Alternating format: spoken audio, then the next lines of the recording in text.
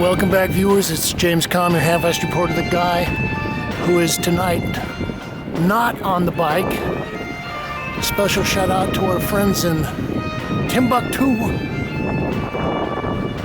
Russia, and as always, Idaho. Well, we are back at the Metropolitan Pavilion.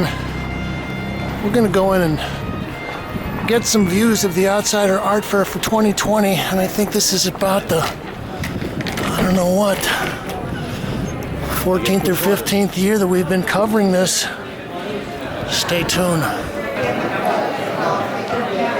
I make a point of coming to the Outsider Art Fair every year, and I have probably for the last, well, at least 14 or 15 years.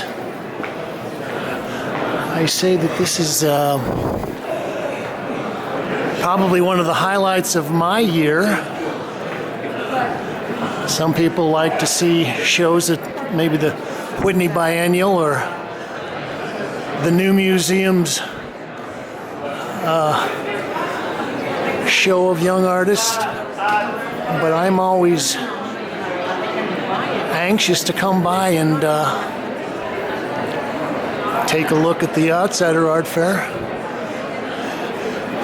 And well, I think this year might be kind of an interesting iteration of the fair, because I think that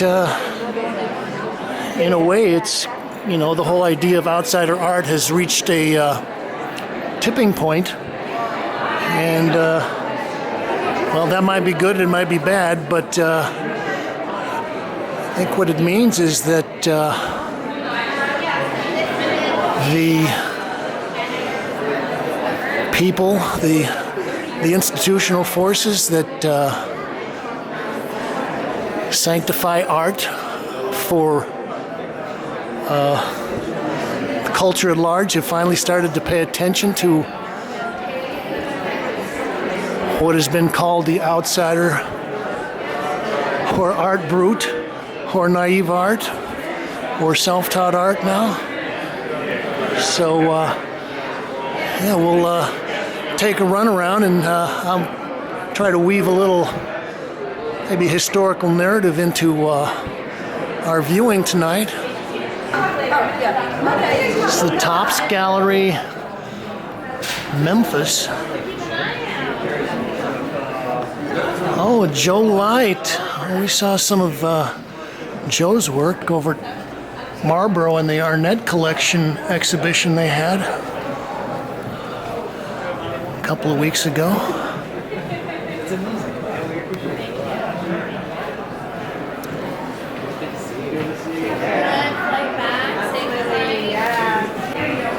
Winter works on paper. Okay, there's a lot of interesting stuff here. Unknown French artist, prison drawings, ink and watercolor, mid-19th century. Gosh.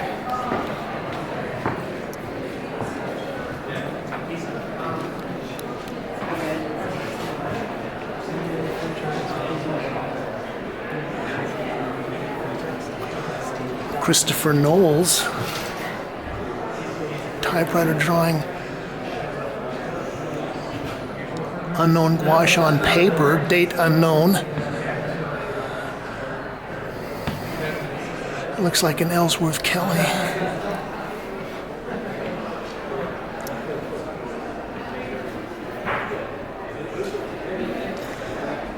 Some Ouija photographs.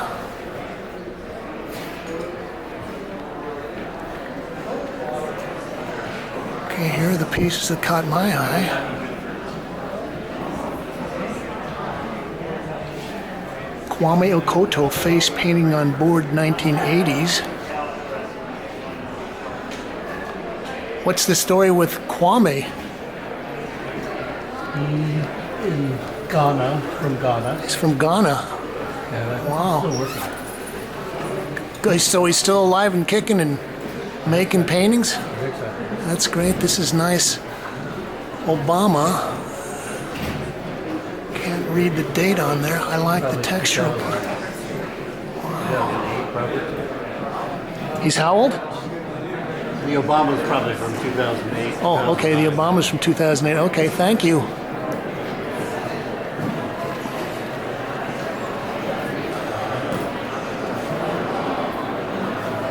Well, we're going to break the rule and we're going to turn left here at the beginning.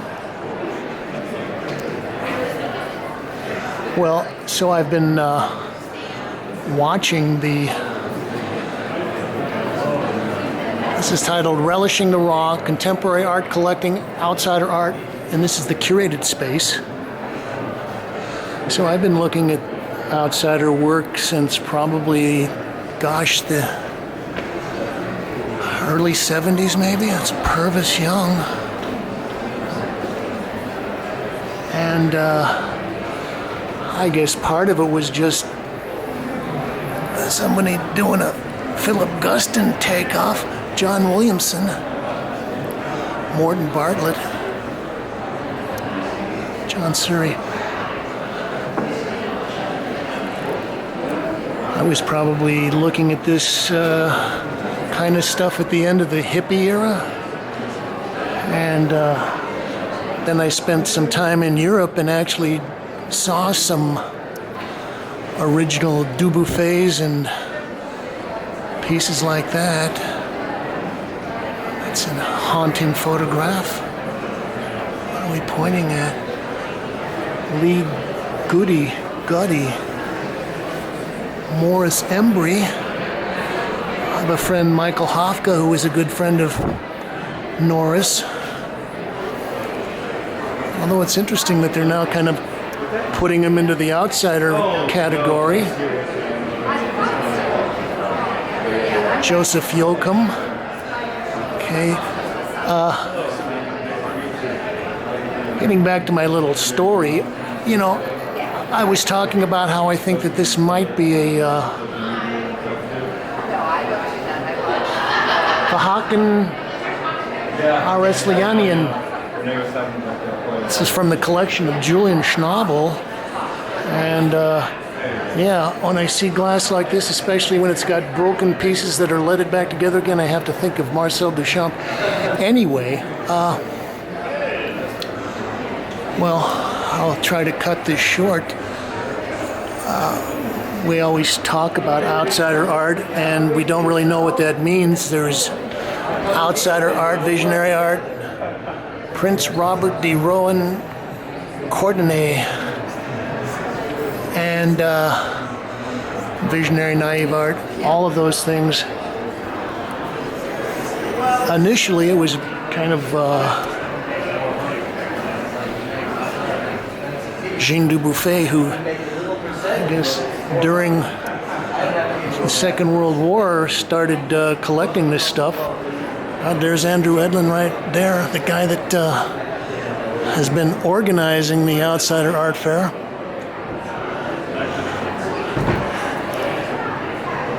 William Hawkins. This is from Rico Maresca, one of the outstanding outsider galleries in New York. So I guess maybe shortly after the end of World War II, he started going to some of the hospitals, mental hospitals in Switzerland and other places, and started looking at these works. This is by George Wigner. You can go back in the files, and I guess maybe a couple of years ago we caught a show of George at Rico Maresca, and George was there. We got a chance to talk to him a little bit. Actually, I kind of like the new direction that he's going here.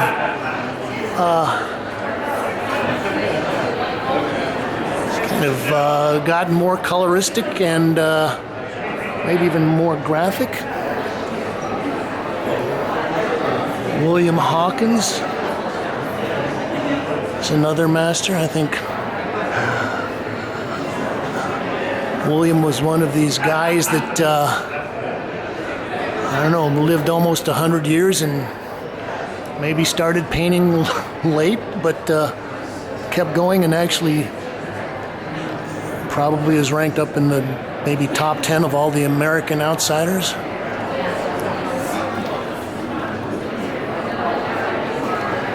Martin Ramirez.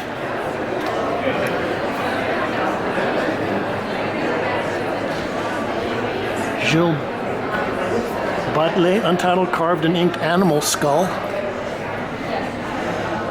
Okay. Well, you wonder what happened to Lassie. That's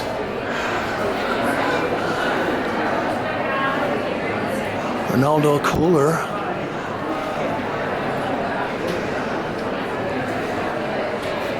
So once Dubuffet got a pretty good collection of works together, he went back to Paris and organized a group of people and started writing extensively about what he called art brut.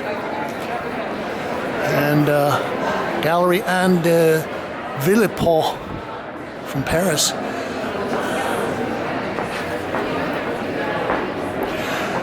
And he got a lot of very important people to kind of back up his movement. André Breton, the dictator of surrealism, was one of them. Okay. This is by Gera, G-E-R-A.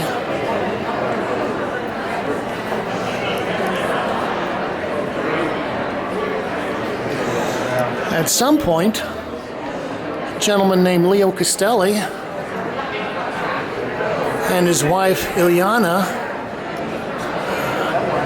ended up going to Paris and getting involved with a gallery there. I believe it was Galerie René Drouin, something like that. And René's gallery was one of the first places to give Jean Dubuffet an exhibition. And they also showed some other pretty interesting artists. They did some shows with Picabia and another fantastic artist, Wools. The acronym WOOL, W-O-L-S. So we got some Hunterglas Malerei by Annette Barcelo.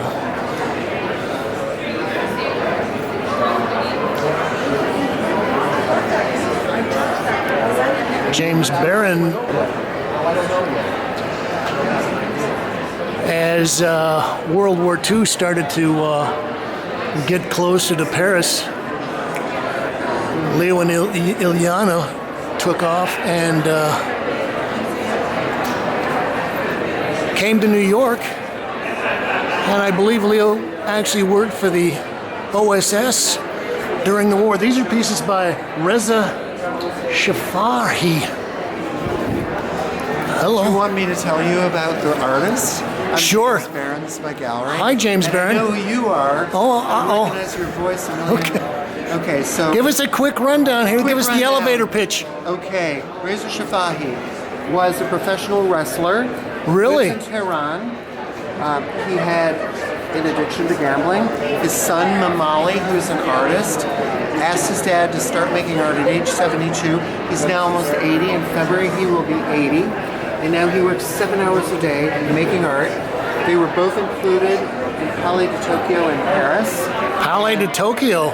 Exactly. Fabulous. And it is becoming a major thing because the New York Times specialized their review with both Reza Shafahi, Vera Jarivi, and also Winfred Lambert in our booth. Let me ask you this.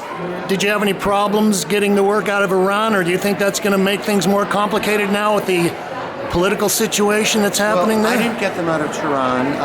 Son lives in Europe, and I got them out of there. All right. However, what I would say is the message to me is that art and culture transcend politics. Absolutely. And all this insanity that we're going through right now is transcended by the beauty of this work, which is touching people. Okay. Thank you, James. Thank you. That was great. All right. So, yeah. Art transcends politics. I'm glad people are finally picking up on that. I always say that art is my politics. Getting back to Leo Castelli. Leo comes to New York. Ilyana's, I guess, mother and father are fairly wealthy. I believe they might have been bankers. Her father was a banker. Anyway, they buy them a building 4 East 77th Street in Manhattan, and Leo goes to work. These are by Makoto Akawa. It's a kind of fun little yarn dolls. Nice color.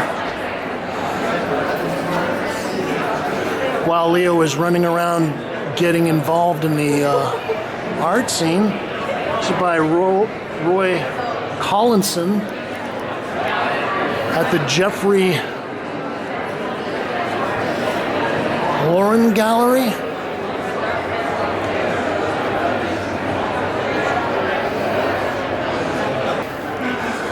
Leo has kind of apprenticed himself to Sidney Janis, who had one of the most successful galleries in New York at the time, up on 57th Street. These are by Norimitsu Kobubo.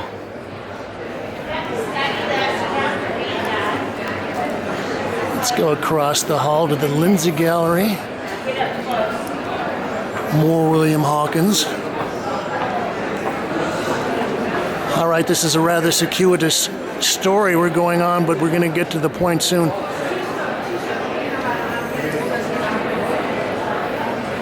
Morris Ben Newman.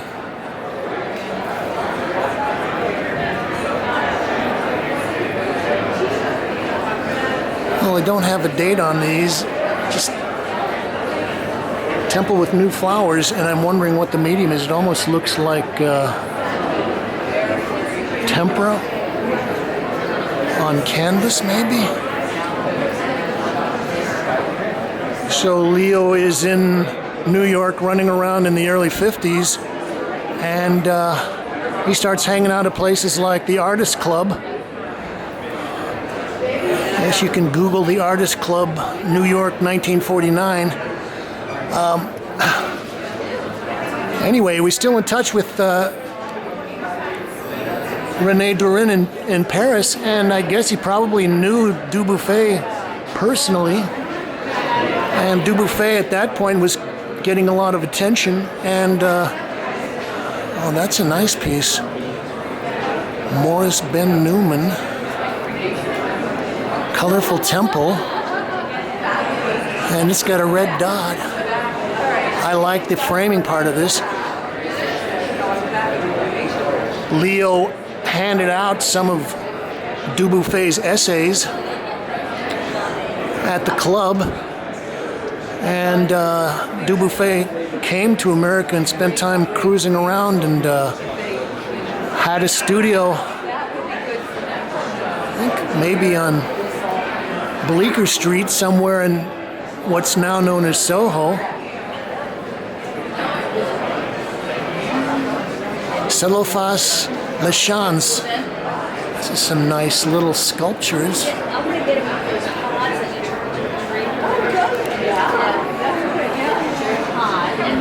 Anyway, when Dubuffet was out in Chicago, I think that Klaus Oldenburg actually talked about going to a little lecture maybe at the Art Institute or somewhere, and saw Dubuffet speaking, and I'm just kind of imagining that when he wrote his essays, I believe in an art, one of the lines is, I believe in an art that doesn't sit on its ass in a museum. Harry Underwood.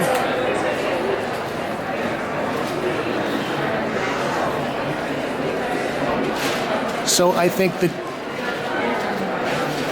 Klaus Oldenburg was actually influenced by Dubuffet and the whole idea of outsider art and what it was. Some more pieces by Nancy Josephson. Oh, I like the fly.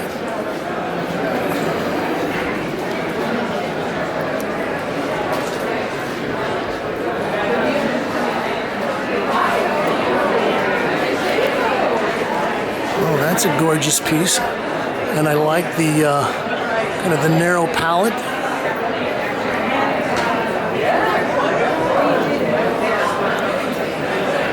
Fast forward from 1951, when Leo was hanging out at the Artist Club and also helped finance the 9th Street show. We've been talking a little bit about the 9th Street Women, which is also a reference to that exhibition. Wow, William Hawkins drawings. I've never seen his drawings before. That's great.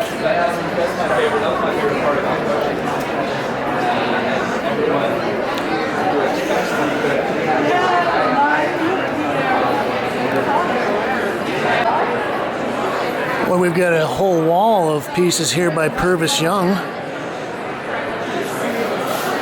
If you're interested, I've got a couple of videos recently of him. I think it was the Rubels and Chris Martin have a discussion about him at the James Fuentes Gallery, I believe.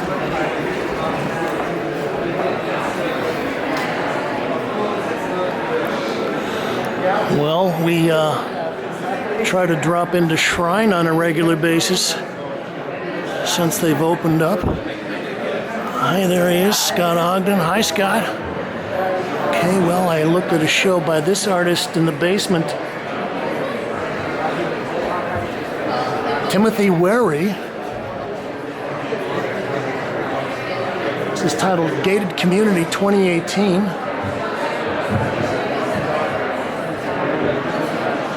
It's kind of an obsessive work on paper. Kind of makes me think a little bit of George Wigner, maybe. Oh, and the great Royal Robertson.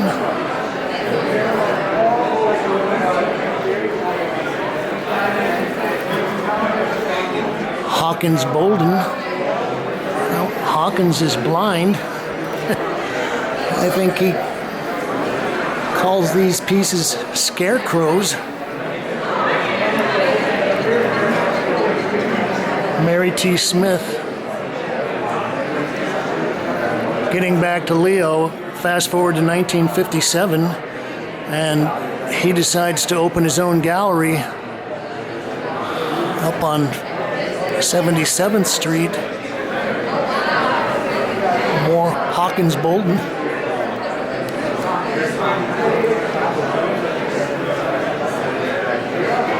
It's a nice Mary piece. Walk to be good. Gets have one face.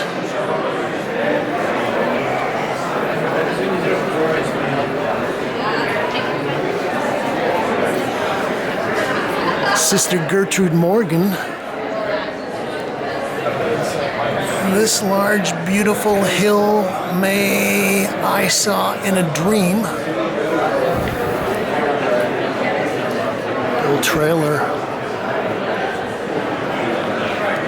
Tell these are Thornton Dials. This is the Howard Greenberg Gallery. Getting back to Leo. So he opens the gallery in 1957, and I think in his first group show he's got Picabia, who maybe he's not an outsider artist, except in the sense that he went so far into the art scene that he kind of came out on the other side. And I think he also is the first person to show works by Jasper Johns and Robert Rauschenberg, or one of the early galleries to show them. So works by Vivian Mayer.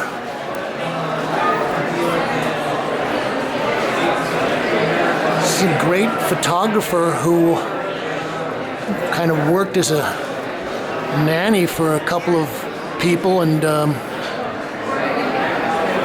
did all of her photography kind of on the down low.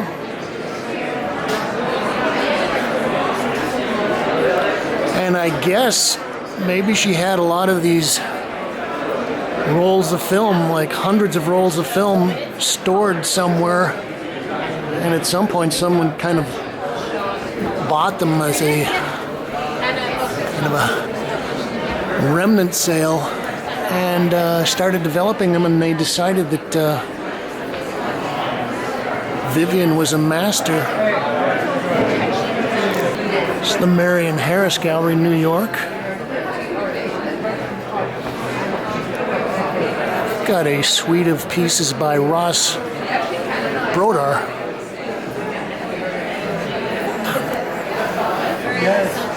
Came to America's attention in 2008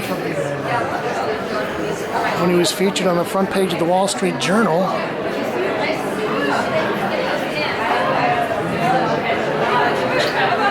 I don't know if he's painting on bricks wood or whether that's styrofoam.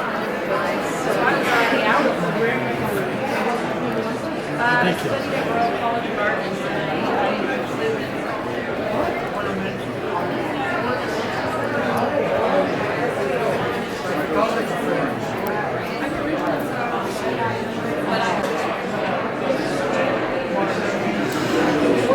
Well, I believe these pieces are by Daniel E. Roehrig.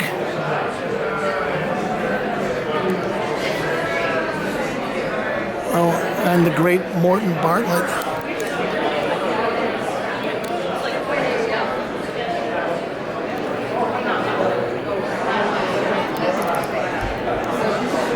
And I've never seen a drawing by Morton before either.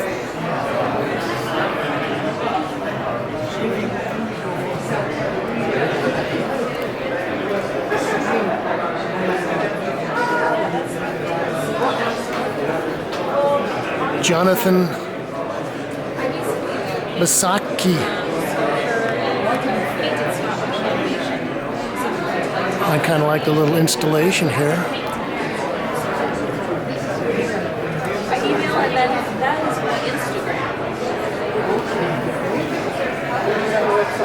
Yes, I have a website. Stephen Hirsch. Oh, that's fun. Your new look is stripes.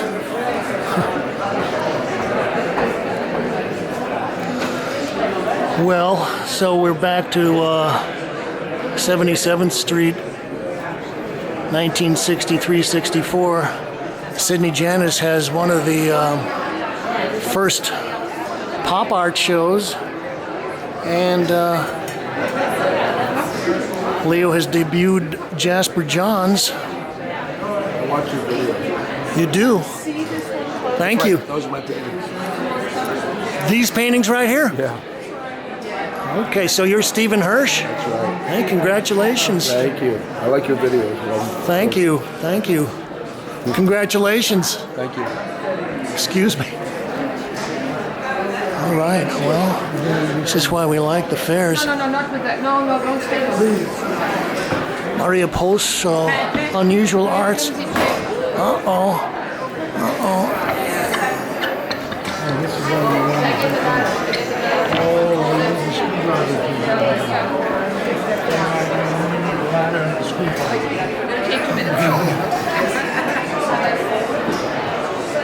Jose Costa Light. This looks like wood blocks from Prince. Ex votos obnorudis. Right, you were telling me. I like the ink surfaces on these.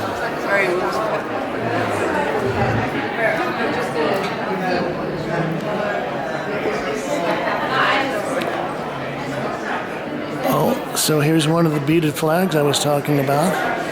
It's by El Menso.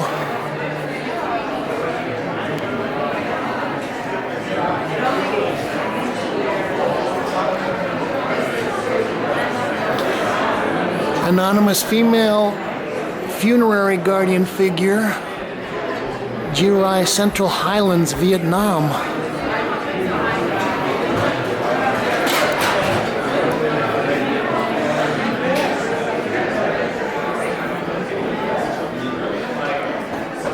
So everybody in New York started paying attention to pop art. Leo Castelli became known as the Pope of pop art. Robert Rauschenberg and Jasper Johns were kind of classified as the proto-pop artists, or as a lot of other people called them, the neo-Dadaists. Oh, this is great. Brazilian ex-votos.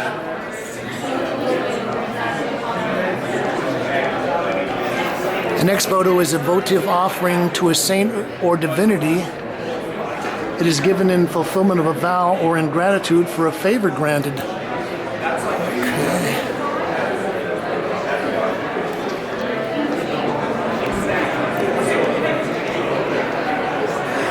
And I think maybe the part of the outsider art that the pop artists kind of absorbed was the quotidian, the everyday, the real world group of images, or the trove of cultural symbols that they were using. It's a beautiful piece. Don't have any time. This is by the Land Gallery.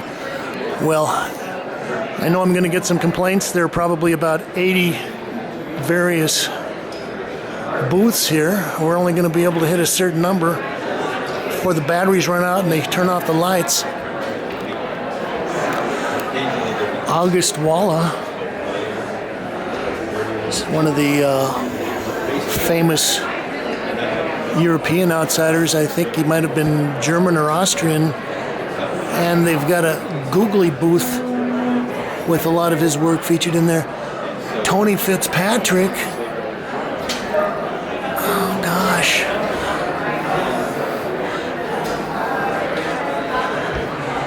More Tony Fitzpatrick.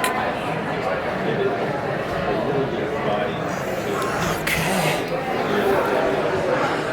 Well, I don't know whether Tony would qualify as an authentic outsider. I've met him, I've talked to him. He's a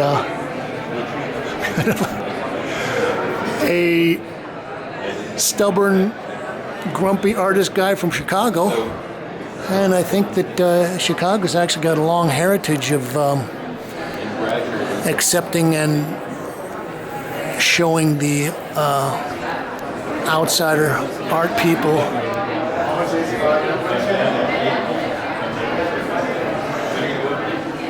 some Minnie Evans pieces.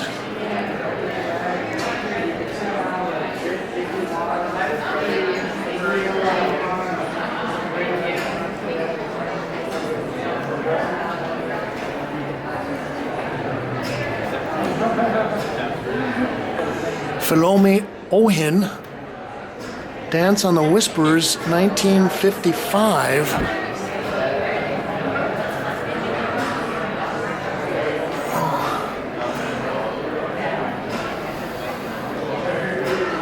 Like that.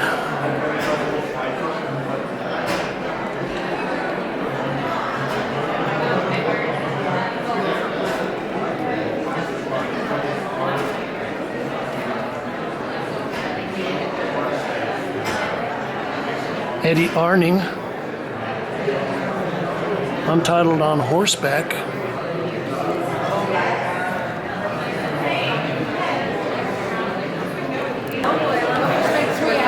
Stephen S. Powers, Brooklyn.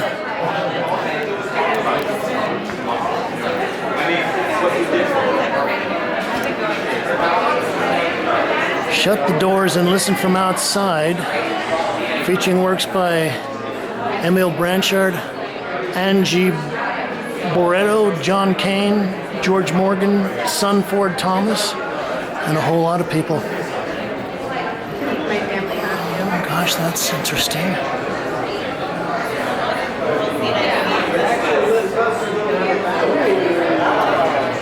Joseph Gorlick, or Gorlock, Woman with Roses, oil on canvas, 1958. Yeah, I'm always a sucker for some of these pieces that look like they've been stashed away in somebody's attic or their garage for the last 50 years.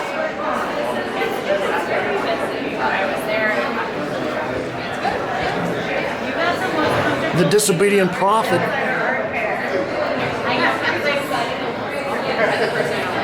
Hey.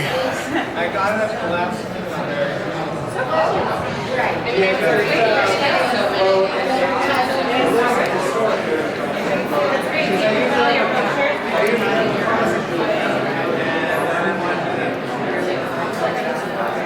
Well, they had the memorial portrait and wall text at the beginning of this saluting Roger Cardinal.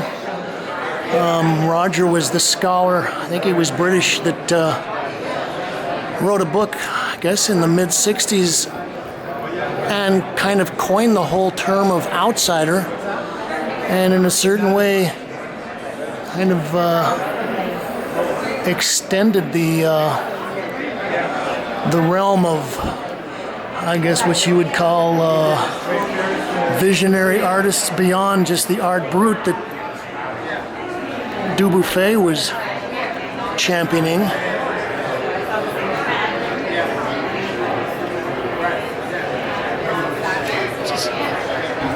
Is there Ash Burl?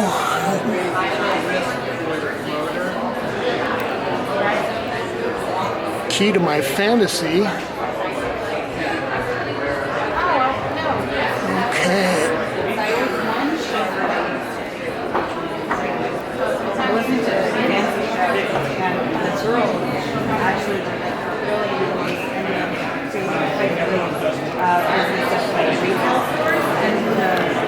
Gosh.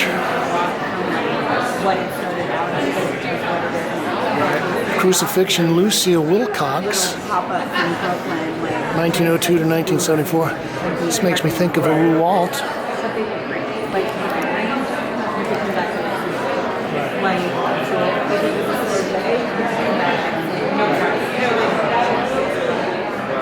It's the Graham Shea Gallery. Okay, we saw these pieces by Robert Kapoor. Whether it was last year or the year before, it was kind of a discovery. I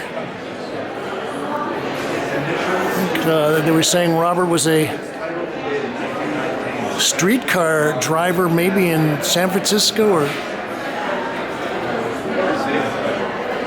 Chicago somewhere, and then he moved to New York after retired and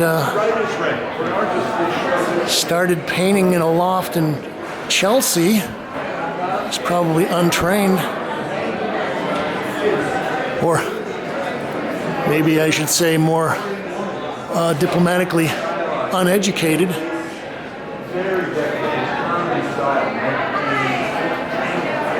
It's 1944 to 2015.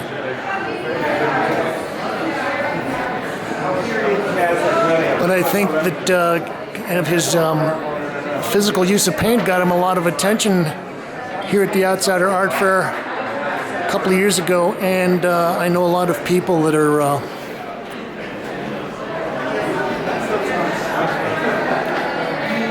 looking at and thinking about this guy's work.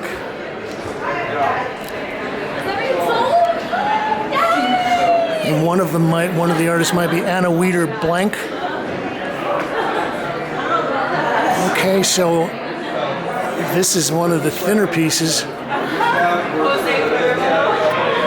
1984. I'd say that piece is probably about 5 by 7. This one is titled White Hands, 1985 to 2005. They're asking 30 grand.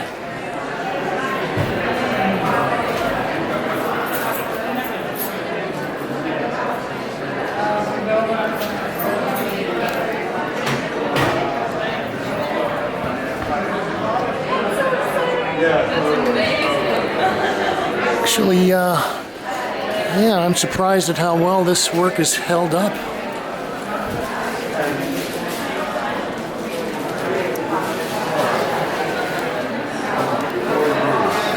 Portrait Society Gallery, Milwaukee, United States. Okay.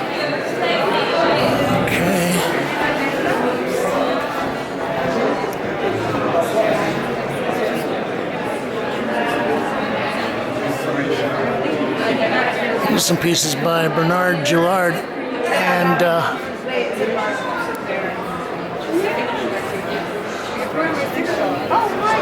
I saw a show of this artist that was curated by Maurizio Catalan. I don't want to step on this. Okay. Hello, hello. Yeah, so we saw a show that was curated by Maurizio Catalan at Shrine, and I talked to him briefly and asked him whether or not he thought they would ever find his golden toilet that was supposedly stolen.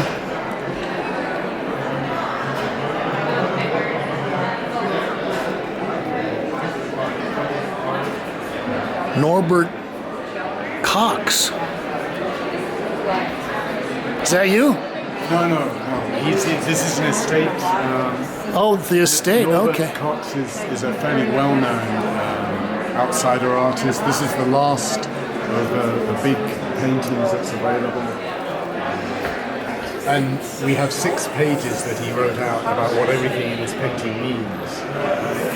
This is oil on unstretched muslin, is that what that is? It's a canvas. Fine canvas, okay. And it rolls up. Most of his paintings were fairly dark. This is lighter. He was actually on a residency in Samoa, and that's reflected in the light. They knew that they were naked. Okay, and he's got worms crawling out of his thigh. Okay. And are you one of the artists as well? No, I just work in the gallery. You just work. Okay. Well, I was kind of admiring these fabric pieces and thinking that did they inspire your?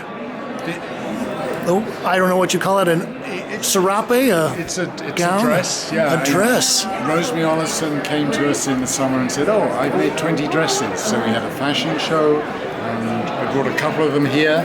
Okay, I great. enjoy wearing Let's see them. the back.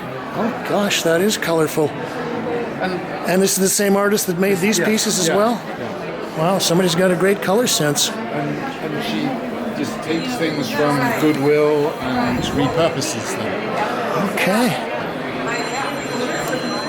Does she do a lot of this work? Kind of the, I don't know what you call that, flower forms, and they're kind of modular? Or?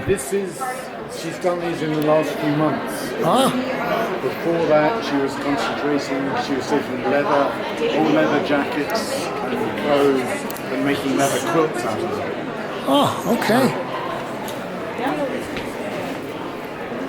This is leather on fabric. Oh boy, that's beautiful.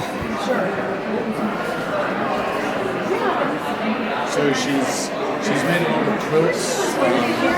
She's made one that's 14 foot wide. Okay, and so she is using a sewing machine to do this, right? I can see that it doesn't look like this is hand sewed, but maybe parts of it are. That's beautiful, and I also like the metallics in there. That's great. Okay. The Portrait Society. Okay, thank you. Okay. You're welcome. I am. Okay, well, as I said, we're not going to get to everything, and we're just going to keep walking around here until they turn out the lights. Galerie Paul Lemedius, I guess. We got some nice works on paper here. Dorito. Oh, well, I kind of figured that. They're turning out the lights. Michel Nejar, well-known contemporary outsider. I believe he's French. Adolf Wolfe. Aloise Grobes.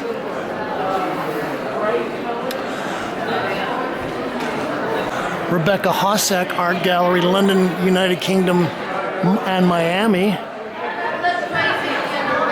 These are pieces by John Holcomb. Oh, some very activated. So those are paintings. I was thinking they were pastels. It's by Rebecca Hossack.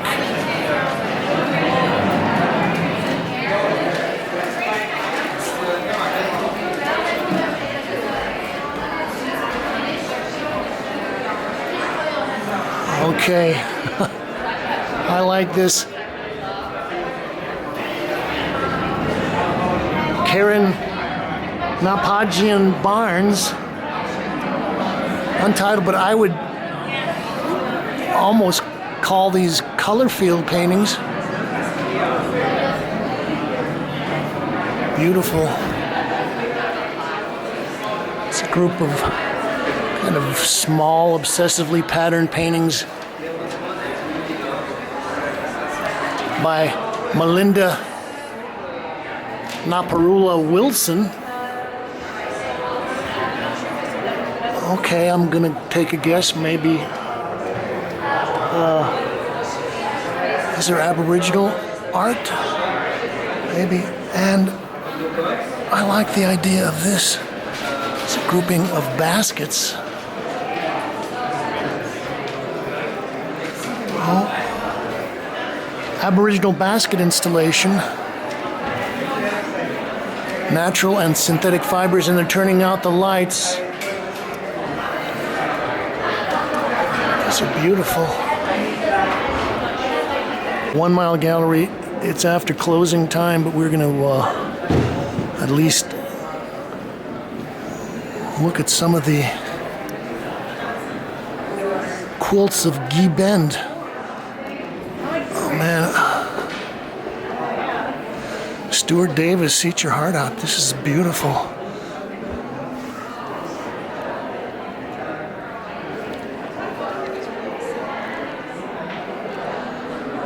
Okay, I'm making notes. There's a lot of groovy compositional things that I'm going to borrow.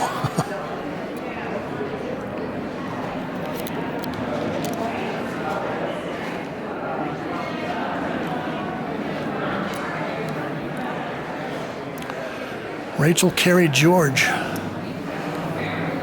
Oh, yeah, this is nice because we've got a little mileage on this piece.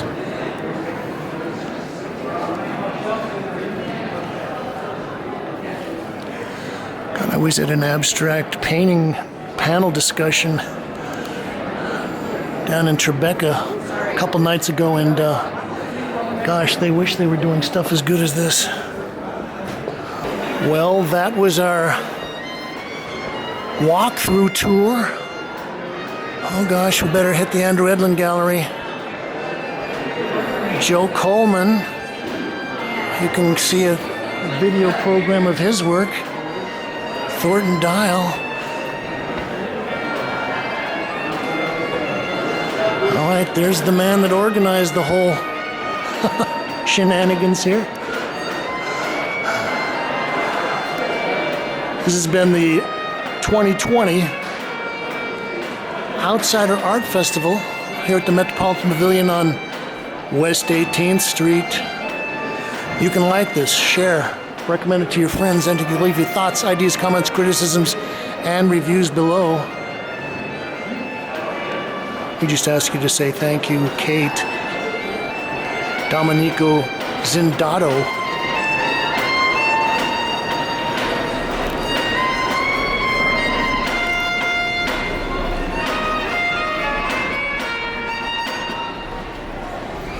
thank you.